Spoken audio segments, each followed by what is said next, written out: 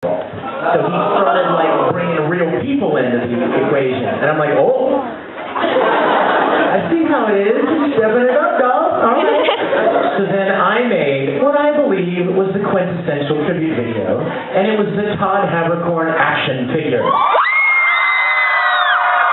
How many of you have not seen that video? Well, get on it. All right? Good for you, Laura. But I made this, got this action figure and had all these people. It's got like Richard Hatch from Battlestar Galactica, Michael Dorn, who played Worf and Star Trek, buddies of mine, and I've got them like playing with the Todd Habercorn action figure. I wrote a jingle for it. Yeah, exactly. Anyway, so it's online, and so then I was winning, right? Yeah. Well, then Habercorn, you expect he would just lay over and die, right? I mean, how can you top that? But then he made something he likes to call CSI Mignogna. Where he literally kind of like imitated a CSI episode. And I'm telling you, he did a lot of work on that. I mean, it took a lot of work. He had all these actors, and they're out on location shooting, and they're doing all these cool camera moves, and they're spinning around. I'm like, man. So the ball's in my court. I got some ideas. I will not be bested by him. We're gonna get it, but Star Trek. As long as it starts with in a world. One voice actor. Okay, you are like totally getting into the next question. Me? Yes. Okay. Your relationship with the original voice of Outlawed. I know that. You mean Edward? Yes. Well, your relationship. Yeah. Yeah. Well, I know that you had this brotherly relationship with Aaron. Okay, sure, yes. Yeah. What kind of relationship do you have with the new voice of Outlawed? Oh, Maxie. You know what? First of all, Aaron and I became very close.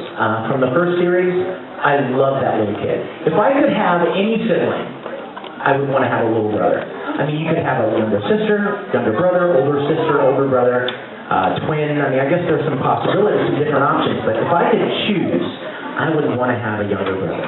And from the moment I met Aaron, I was like, oh my gosh, I love this kid. He's the greatest kid. And we grew so close over the course of that series. In fact, you know what's really funny? I take credit for teaching him how to sign his autograph. Have you heard this story? If you've not heard it, put your hand up. Okay, that's enough. He and I were at a convention, and he was 11 or 12 years old at the time. So imagine yourself. Anybody 11 years old in here? 11 years old? Imagine you're not 11. Imagine yourself at a convention with all of these people coming to see you and a line of people waiting for you to sign your name, right? So it's a little bit overwhelming. So he's sitting beside me at the autograph table, and I'm like, I'd say, hi, thanks for coming. Here, let me sign it for you. And I'd slide it down to Aaron, and here's Aaron.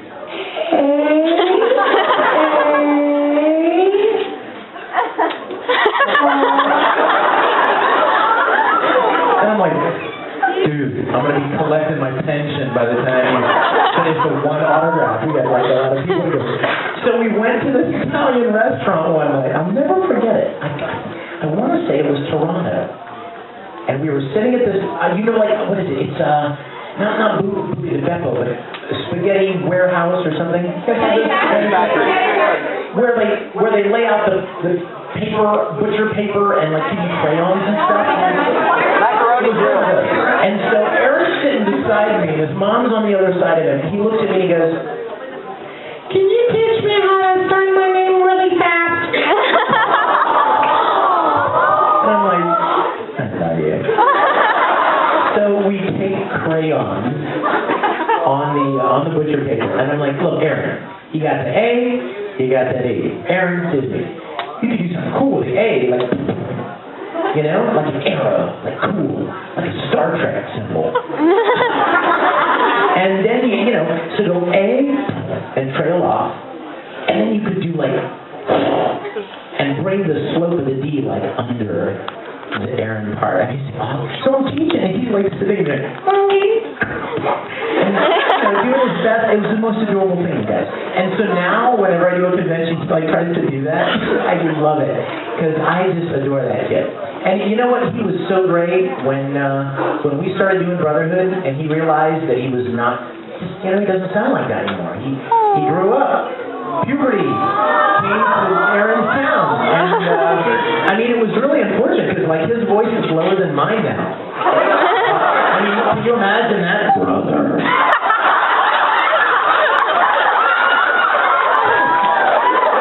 She's out way off the testosterone shot.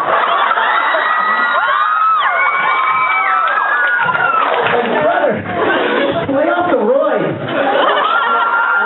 But anyway, it was impossible. In fact, I'll tell you guys a little secret. When we were recording Conqueror of Shambhala, the movie, that was the edge right there. I mean, he was right at the edge of turning. And Mike McFarland was like pushing really hard. Higher, Aaron, I need you to do a little higher. And his voice would crack and stuff. I mean, it was tough because he was right on the edge. And we just got the movie in under the wire. And then a whole other series comes out. So let me just say, I love Erin, but I'll tell you what, Maxie Whitehead is absolutely adorable. She does an amazing job in house. And the great thing about Maxie is that she sounds enough like Erin that it's easy to kind of believe to get into it and to forget that it's a different actor. But at the same time, she's an amazing actor. So she's able to capture the emotions of the character, which is a very, very big challenge. Yes, sir, in that. Yes.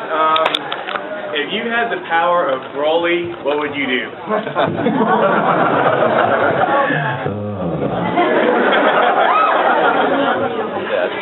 If I had the power of Broly, what would I do?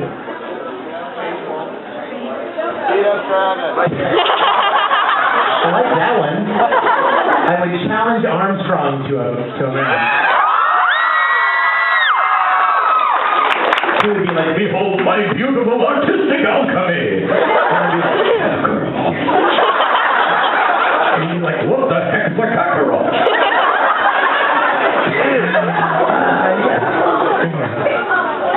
Wow, you look lovely. Is that like steampunky, isn't it? That's amazing. I love it.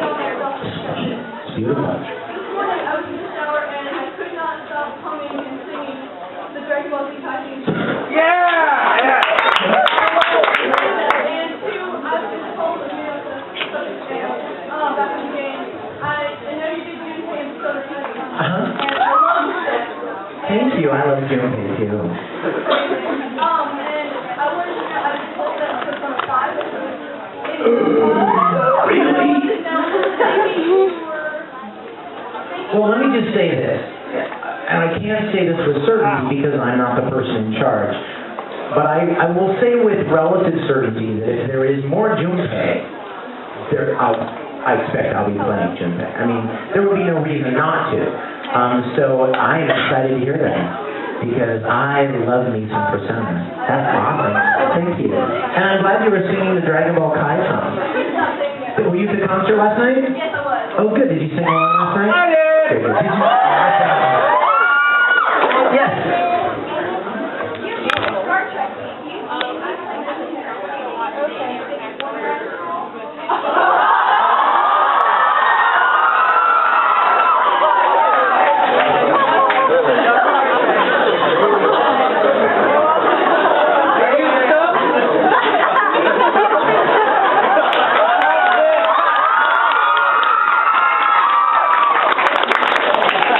Who said that? Where are you?